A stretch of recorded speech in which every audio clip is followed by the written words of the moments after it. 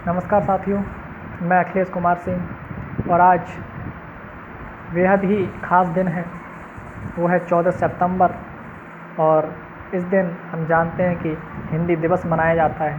प्रत्येक वर्ष हम 14 सितंबर को हिंदी दिवस मनाते हैं। देखिए, किसी भी दिवस को मनाने का हमारा मकसद होता है कि हम उस को लेकर कितने ज़्यादा जागरूक हैं, उस विषय को लेकर कितने ज़्यादा हमारे अंदर कितने जागरूकता है, समझ है।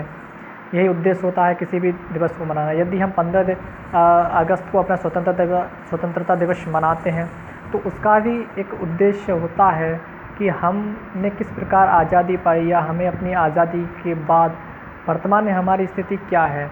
इसी प्रकार यदि हिंदी दिवस आज है तो हम जानेंगे कि हमारी हिंदी वर्तमान में हमारी हिंदी की स्थिति क्या है और हमें अभी अपनी हिंदी भाषा को कहाँ तक पहुँचाना है। देखिए, हिंदी भाषा के विकास को लेकर आपके पास मैं मानता हूँ कि विभिन्न सोशल साइटों से आप विभिन्न सामग्री एकत्रित करके आप पढ़ लेंगे, लेकिन जो वर्तमान में हमारा जो उद्देश्य है वो है कि हिंदी भाषा की वर्तमान में स्थिति क्या है। देखिए, हम जानते हैं कि जो हिंदी भाषा है वो तीसरी नंबर की विश्व में बोली जाने वाली भाषा है, लेकिन भारत में उसकी वर्तमान स्थिति क्या है, हम हिंदी भाषा को किस नज़रिए से देखते हैं, हमें उसको पहचानना है। पहले मैं बताऊंगा कि 4 पंक्तियों के माध्यम से हिंदी भाषा के सुधार के लिए कि बदलेंगे हालात हमारे, ये धरा भी मुस्कुराएगी, जन जन की भाषा हिंदी जब दिल से अपनाई जाएगी। इन 4 पंक्तियों में मेरा सारांश पूरा छुपा हुआ है। देखिए, हिंदी को लेकर जो अवधारणा बना रखी है आज के संदर्भ में वो बिल्कुल बेबुनियादी है। हम इंग्लिश और हिंदी के बीच में जो खाई है ना, हमें उसको दूर करना है। अक्सर आपने देखा होगा कि कहीं भी कोई इंग्लिश में बात कर रहा होगा और हमें इंग्लिश नहीं आती है तो हम अपने आप में सोचते हैं कि काश हमें इंग्लिश आती होती, या हम कुछ नहीं, हम बेकार हैं। यदि हमें इंग्लिश नहीं आती है, अंग्रेज़ी नहीं आती तो हम बेकार हैं। इसी भावना को, इसी जो बीच में ये जो बाधा है, इसी को तो दूर हमें करना है। कभी कभी आप किसी कंपनी में चले जाइए या कहीं भी जाइए, साक्षात्कार अपना देने जाइए, तो वहाँ कभी कभी इंग्लिश में आपसे बात करते हैं तो आप सिर नीचे कर लेंगे या थोड़ी हलचल सी होगी और आपने आप में निराशा आ जाएगी कि हमें इंग्लिश नहीं आती, हमें कुछ नहीं आता। ऐसा बिल्कुल नहीं है। जिसको इंग्लिश नहीं आती वो क्या बेकार है? नहीं है। देखिए, अगर यही धारणा रही कि बस इंग्लिश नहीं आती है तो हम बेकार हैं, हमें कुछ आता नहीं है, तो जो हिंदी की वर्तमान स्थिति है इससे और ज़्यादा नीचे आ जाएगी। लेकिन हमें ज़रूरत है हिंदी को सर्वोच्च ऊंचाइयों तक पहुंचाने की, जहां पहुंचने की वो हकदार है, हमें वहां तक हिंदी को पहुंचाना है। मेहमान घर पे आता है, बच्चे को बुला लिए कि बेटा कुछ सुनाओ, तो बच्चे ने इंग्लिश में एक पोयम सुना दी तो माता पिता भी खुश होते हैं कि हमारे बच्चे को बहुत कुछ आता है। यदि वो हिंदी में कुछ कह दे तो उसे कुछ नहीं आता है, वो बेकार है। हमारे साथ ये वाक़या हुआ है, ये घटना घटित हुई है। हम एक जगह गए थे, वहाँ वो हमसे इंग्लिश में बात कर रहे थे, लेकिन हमें नहीं आ रहा था इंग्लिश में बात करना, हम हिंदी बोल रहे थे। तो डायरेक्ट उन्होंने हमसे ये किया कि क्यों पढ़े लिखे नहीं हो क्या, पढ़ते नहीं हैं? अब बताइए, मेरा इंग्लिश ना बोलने से पढ़ाई लिखाई का क्या मतलब हुआ?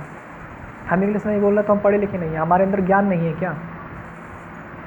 अरे, हम हिंदी भाषी राज्य से आते हैं, हम कहीं भी जाएंगे तो अपनी जो भाषा है उसको मजबूती तरीके से बोलना है। हमें उसके किसी के सामने अपनी भाषा को रखना है, तभी तो हम अपने हिंदी भाषा को ऊंचाई तक पहुंचा पाएंगे। राष्ट्रभाषा का दर्जा क्यों नहीं मिला है? बहुत सारी बुराइयां हैं, बहुत सारी कठिनाइयां आ रही हैं सामने। यदि हम हिंदी को राष्ट्रभाषा का दर्जा दे रहे हैं तो अन्य जैसे राज्य हैं, पश्चिम बंगाल है, असम है, आंध्र प्रदेश है, ये कह रहे हैं कि हमें अपनी भाषा के साथ साथ हिंदी की भाषा सीखनी पड़ेगी। क्या दिक्कत है? अपनी भाषा बोलिए और हिंदी जो राष्ट्रभाषा बनेगी उसको भी सीखिए।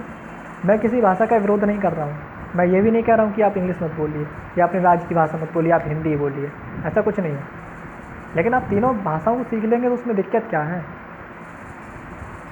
अरे हमारी हिंदी भाषा कितनी पुरानी है, कहाँ से विकास हुआ है? पाली, प्राकृत, मगध, अवहट्ट, पुरानी हिंदी, हिंदी कितने विक्रम है, तब जाके हिंदी आई है। और पुरानी भाषा है बहुत, लेकिन हम उसको राष्ट्रभाषा का दर्जा अभी तो दिलाने में सफल नहीं हो पाए हैं। जहाँ हिंदी पहुँचने के हकदार हम वहाँ तक नहीं पहुँचा पा रहे हैं। बहुत सी ऐसी बाधाएं आ रही हैं।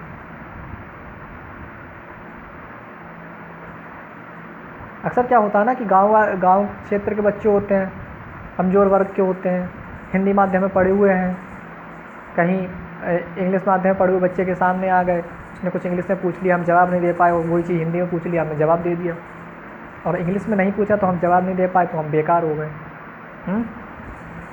इसी को दूर करना है। हमें भी सब कुछ आता है, हम कहीं भी जाएं अपनी भाषा को मजबूती तरीके से उनके समक्ष प्रस्तुत करें और उनसे कहें कि हमारी भाषा हिंदी है, हम हिंदी भाषी राज्य से हैं, हम हिंदी में बात कीजिएगा हमसे, हम हिंदी में सहज महसूस करते हैं, हमें गर्व है कि हमारे भाषा हिंदी है।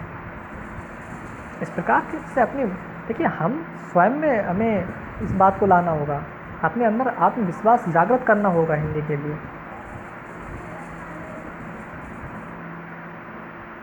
गांव का बच्चा किसी के सामने आ जाता है, उसको गंवार कह दिया जाता है कि उसे कुछ नहीं आता, हिंदी में बात कर रहा है, जबकि गंवार शब्द का अर्थ देखिए कहाँ तक हमने बिगाड़ दिया है। जबकि गंवार मतलब गांव में निवास करने वाला होता है, उसको हमने गंवार और एक उजड्ड टाइप इंसान बता दिया।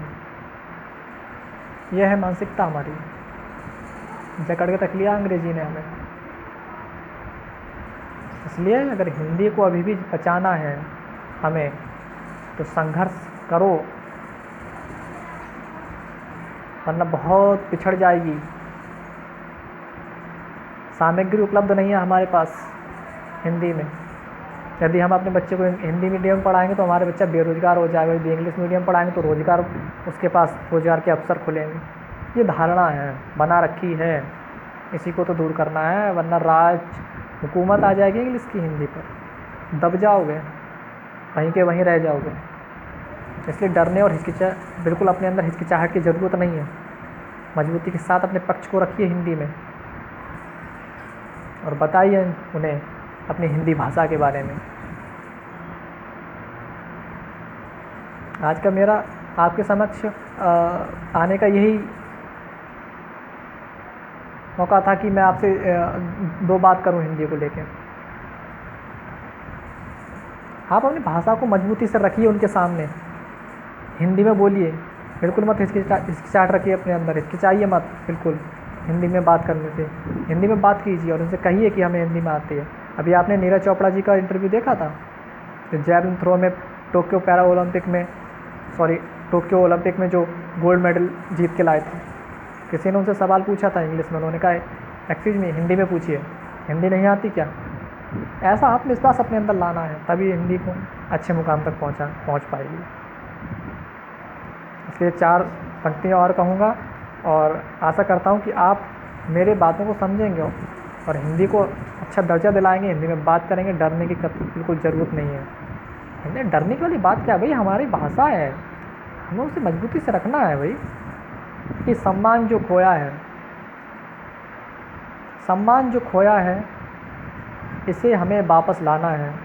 अस्तित्व ना खो दे अपना, ये हिंदी को हमें जगाना है। वही शब्दों के साथ एक बार फिर अपनी बातें बताई, उन पर अमल करना और हिंदी को राष्ट्रभाषा का दर्जा दिलाने के लिए पूरा संघर्ष करना होगा, वरना 14 सितंबर को हिंदी दिवस पे मनाते रह जाओगे, कुछ भी नहीं होगा और दबे कुचले नीचे आ जाओगे। राज कर लेगी अंग्रेजी हिंदी वालों पर। धन्यवाद।